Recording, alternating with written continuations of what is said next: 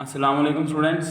आज गलवानोमीटर का जो रिमेनिंग पोर्शन रहता है वो मैं डिस्कस कर रहा हूँ। इसमें से शॉर्ट क्वेश्चन ही बनते हैं, ये एमसीक्यूज आते हैं, लॉन्ग वहाँ तक ही पूछते हैं जितना मैंने कल बताया था। आज हमने सबसे पहले डिस्कशन में जो बताना है वो है methods for measurement of angle of deflection.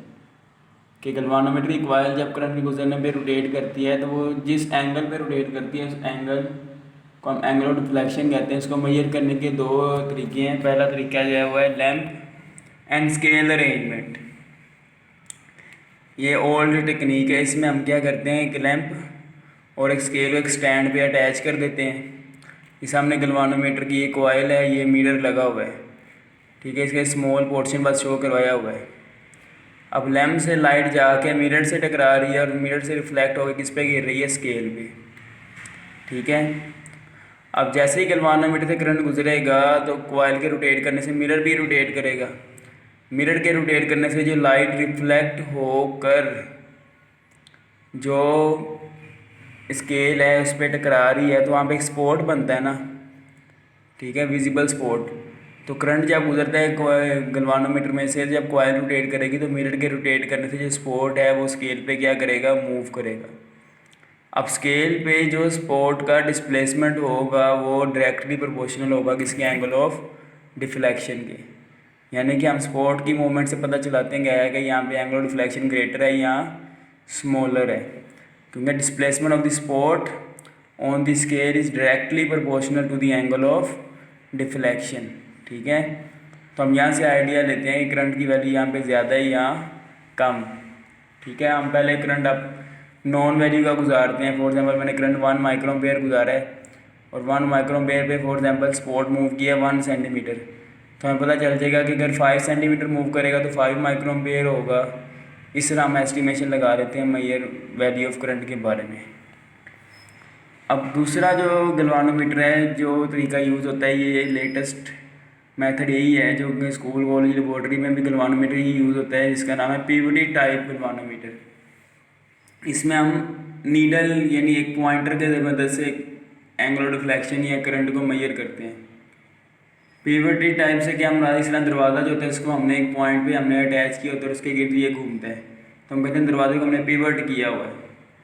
इस तरह पीवीटी टाइप गलवानोमीटर में कॉइल को हमने पिवट किया होता है बिटवीन टू ज्यूल्ड बैरंग। ज्यूल्ड का मतलब यानी बहुत कीमती अच्छे किस्म के बैरंग जिनमें फ्रिक्शनल इफेक्ट बहुत कम होते हैं, निगलिजिबल होते हैं।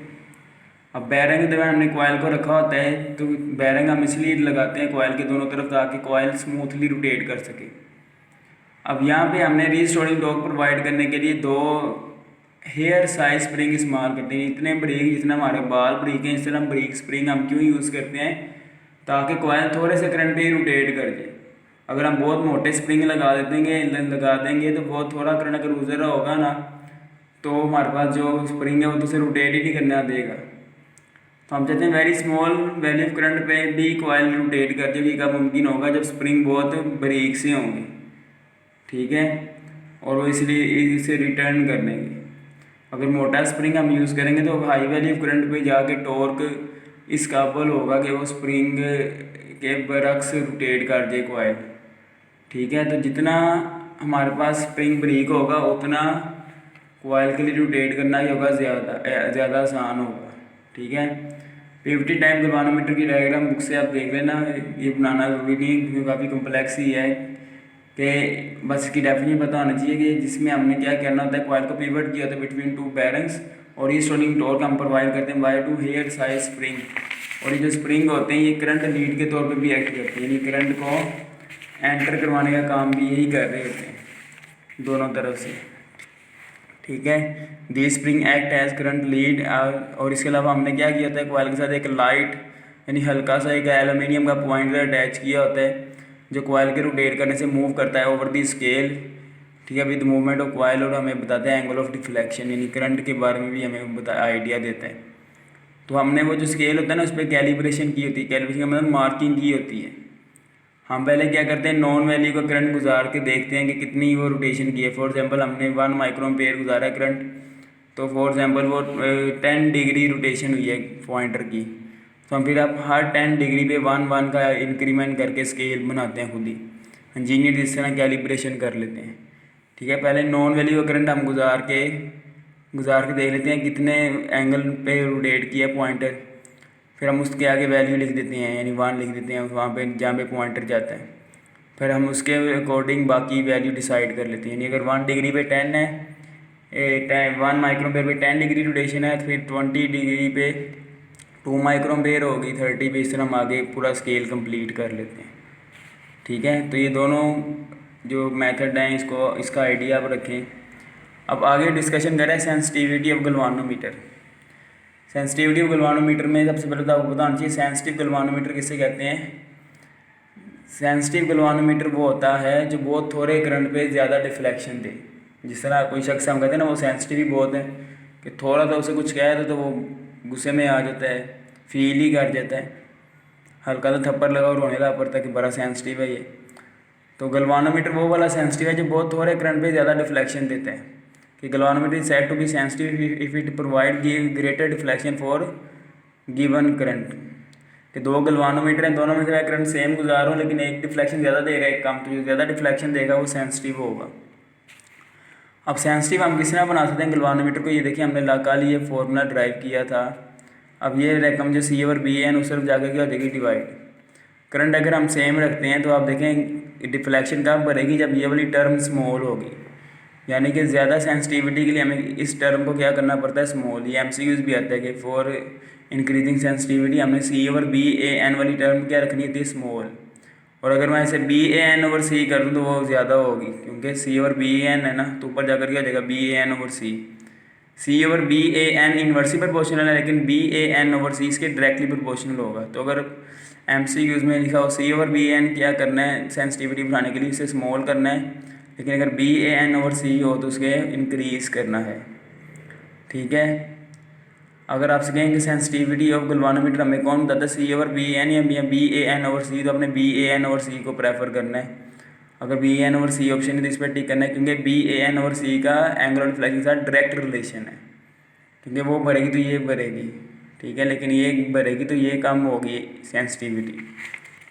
ठीक है, अब यहाँ पे हम यहाँ से क्या पता चल रहा है कि हम किस तरह बढ़ा सकते हैं सेंसिटिविटी। सी और बी एन की वैल्यू स्मॉल करने के लिए हमें क्या करना पड़ेगा, एक तरीका सी को डिक्रीज़ कर दो यानी टॉर्जनल कपल को, और दूसरा तरीका क्या है, मैग्नेटिक फील्ड स्ट्रेंथ को बढ़ा दो, एरिया बढ़ा दो या नंबर ऑफ टर्न्स बढ़ा दें हम, तो ये वाली टर्म क्या हो जाएगी, स्मॉल। तो यही मैंने लिखा कि we can make galvanometer sensitive by using thin and long suspension wire. की जितनी वायर सस्पेंशन वायर ब्रीक होगी ना, थिन होगी, उतना टॉर्जनल कपल की वैल्यू स्मॉल होगी, यानी उतना रीस्टोरिंग कपल वो कम प्रोवाइड करेगी, उतना कॉइल के रोटेट करना भी आसान होगा। ठीक है, कॉइल जल्दी रोटेट भी कर जाएगी, वापस भी आसानी से आ जाएगी। मोटी वायर के लिए टॉर्जनल कपल की वैल्यू ज़्यादा होगी, यानी रीस्टोरिंग कपल ज़्यादा प्रोवाइड करेगी, लेकिन उस कॉइल उसकी मौजूदगी में कॉइल को रोटेट करवाने के लिए करंट भी ज़्यादा चाहिए होगा, तो बहुत थोड़ा करंट डिटेक्ट नहीं कर सकेगा गैल्वानोमीटर। इसके अलावा using strong magnetic field by increasing area of coil by increasing number of turns, तो ये 4 मेथड हैं। ठीक है, अगर शॉर्ट में पूछेंगे कि मेथड्स क्या हैं सेंसिटिविटी बढ़ाने के, तो आप ये बताने, लेकिन आपको पता होना चाहिए कि प्रैक्टिकली हम इतनी ज़्यादा एक हाथ से ज़्यादा ब्रेक नहीं कर सकते सस्पेंशन वायर, क्योंकि उसने कॉइल को लटकाना भी होता है। अगर हम बहुत थिन कर देंगे तो कॉइल नीचे भी गिर सकती है। हम इंक्रीज एरिया और नंबर ऑफ टर्न्स एक हाथ से ज़्यादा नहीं कर सकते, क्योंकि इससे कॉइल हैवी हो जाएगी, गैल्वानोमीटर का वेट बहुत ज़्यादा हो जाएगा, उसका वॉल्यूम भी बढ़ जाएगा। तो प्रैक्टिकली हम सेंसिटिविटी बढ़ाने के लिए दूसरा मेथड यूज़ करते हैं यूजिंग स्ट्रॉन्ग मैग्नेटिक फील्ड। वैसे शॉर्ट में मुझे तो आपने चारों बता देना, लेकिन अगर आपसे ना प्रैक्टिकली कौन सा मेथड हम यूज़ करते हैं तो ये वाला करते हैं। ठीक है, अब अनस्टेबल गैल्वानोमीटर के बारे में डिस्कशन उसने की हुई है, आखिरी पैराग्राफ अगले पेज पे, I directly proportional to theta वाला पार्ट जहाँ पे कंप्लीट होता है उससे अगले कह रहा है कि हम जब गैल्वानोमीटर से करंट गुजारते हैं या स्टॉप कर देते हैं तो कॉइल जो है ना वो फटाफट रेस्ट में नहीं आ जाती अपनी फाइनल पोजीशन पे जाके, बल्कि वो ऑसिलेट करती है several time before coming to rest. ऐसे हिलती रहती है सुई, फिर कुछ देर के बाद वो रेस्ट में आती है। और ये जो है ना अमल, ये बहुत टाइम कंज्यूमिंग भी है और गुस्सा भी चढ़ता है कि अब आप इंतज़ार करते रहो। तो ऐसे गैल्वानोमीटर जो होते हैं ना, ये अनस्टेबल गैल्वानोमीटर होते हैं। अब इन गैल्वानोमीटर एक होता है स्टेबल गैल्वानोमीटर, जिसे डेड बीट गैल्वानोमीटर भी कहते हैं। ये हम आर्टिफिशियल मेथड पे यूज़ करके इसकी अनस्टेबिलिटी को रिमूव करते हैं। और स्टेबल गैल्वानोमीटर में क्या होता है, कॉइल क्विकली रेस्ट में आ जाती है जब उसमें करंट गुजरता है या हम स्टॉप करते हैं। ठीक है, और ऐसे गलवानोमीटर को हम क्या कहते हैं, डेड बीट। ये बहुत अहम डेफिनेशन है कि सच galvanometer in which coil come to rest quickly as current pass stops or start flowing through it is called dead beat और stable galvanometer। ठीक है। और आपको एक बात पता होनी चाहिए, बुक पे नहीं है, कि स्टेबिलिटी सेंसिटिविटी का रेसिप्रोकल होती है। सेंसिटिविटी ज़्यादा होगी तो स्टेबिलिटी कम होगी, यानी अगर कॉयल फटाफट डिफ्लेक्शन देने वाली है ना तो वो इतनी स्टेबल नहीं होती। ठीक है। अगर सेंसिटिविटी ज़्यादा है तो स्टेबिलिटी कम, सेंसिटिविटी कम है ना तो स्टेबिलिटी ज़्यादा होगी। अगर कॉयल बड़ी मुश्किल से डिफ्लेक्शन ही देगी तो स्टेबल ही होगी वो। ठीक है। इस इंसान का भी ये हाल है, जो सेंसिटिव ज़्यादा होते हैं वो स्टेबल कम होते हैं, जो सेंसिटिव कम है वो स्टेबल ज़्यादा है। ठीक है।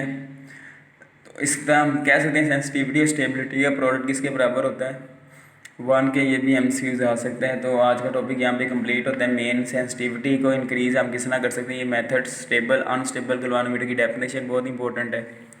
बाकी ये जो एंगुलर रिफ्लेक्शन मेजर करने के मेथड्स हैं इसको आप एक दफ़ा देख लेना। आज के लिए इतना ही है। बहुत ज़्यादा अपना ख्याल रखें। फ़ी अमान अल्लाह।